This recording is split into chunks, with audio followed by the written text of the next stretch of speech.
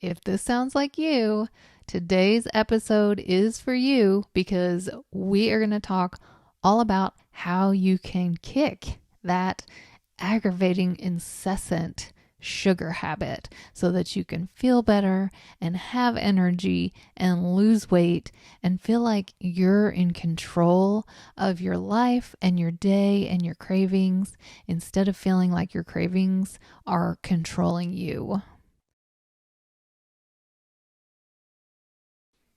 Well, hey there, welcome. It's Sarah Haas here with the Boss Body Podcast. If you are listening in your car or while you're making dinner or wherever you are, welcome. I am really, really glad that you're here. So let me ask you a question. Are you someone who has constant cravings for sugary snacks? Maybe you need it for energy or you just have a sweet tooth. And then do you notice that after you indulge, you are feeling sleepy and sluggish and low on energy?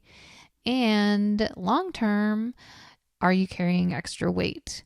Are you pre-diabetic or maybe diabetic? If this sounds like you, today's episode is for you because we are going to talk all about how you can kick that aggravating, incessant sugar habit so that you can feel better and have energy and lose weight and feel like you're in control of your life and your day and your cravings instead of feeling like your cravings are controlling you.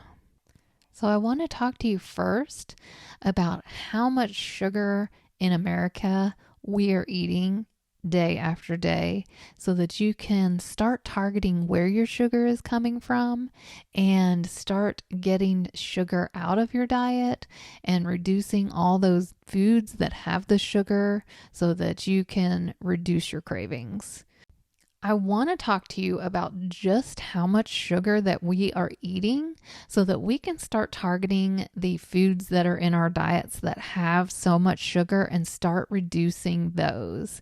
If you didn't catch my podcast last week, I talked about how you can start burning fat, and the key is reducing your sugar intake, because if you're taking in too much sugar, you're never going to get to burning the fat.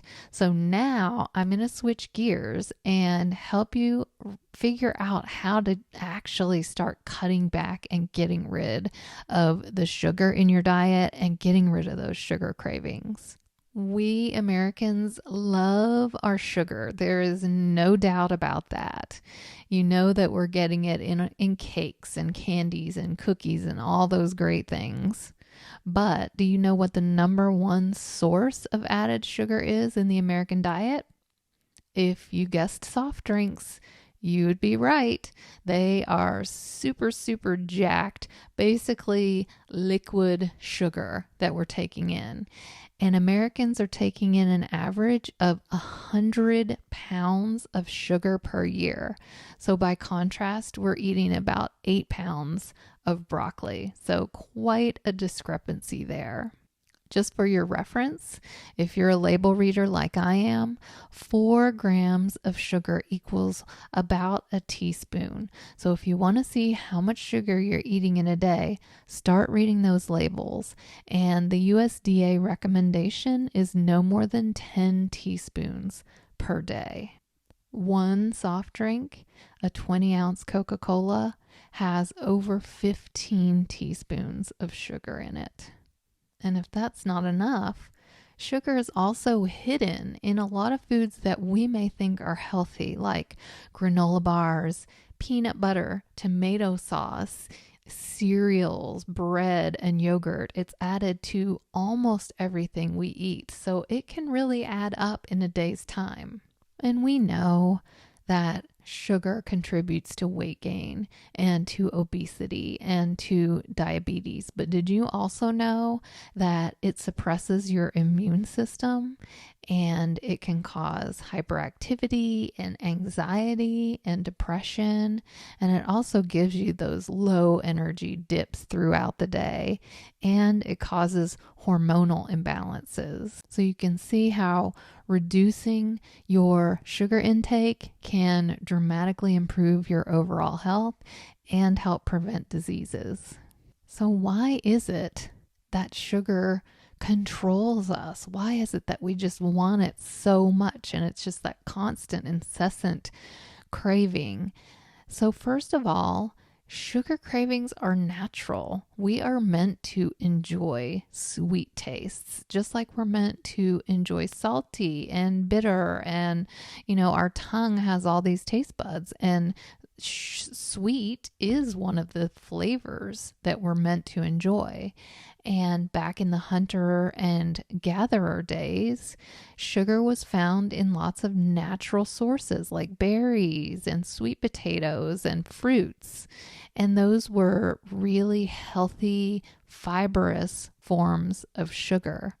And the problem is the food industry has realized that we have a natural craving for sugar, and in turn has supercharged and super jacked up the sugar in almost everything because it's addictive, and they want us to buy their products, and they want us to keep coming back for more and more and more.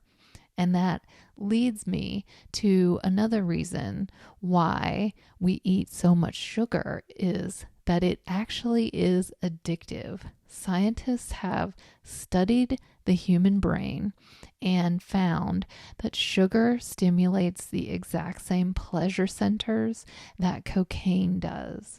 So when we want to feel good, and we all want to feel good, we need to feel good, we deserve to feel good, we're going to look for the quickest way to get to that.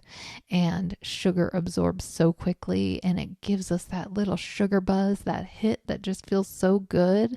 And our body remembers that, and it wants to go back to it over and over and over again. And when we try to reduce or cut out sugar, we get headaches and we have withdrawal. We have mood swings and anxiety and fatigue and cravings. So it is a really hard addiction to break. So first of all, we want to take stock and figure out really how much sugar are we consuming. We need to start reading those labels. We need to start evaluating our diet and seeing where are we getting excess sugar.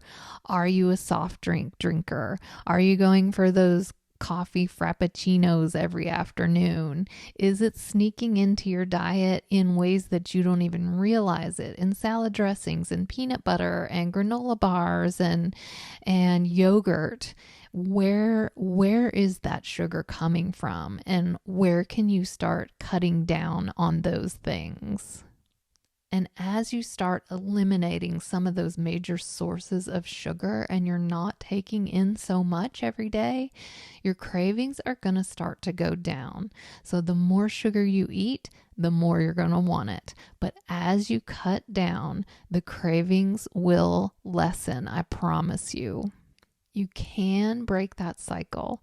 You can get a handle on what you eat and drink, and you can reduce those cravings, but you do have to take those first steps.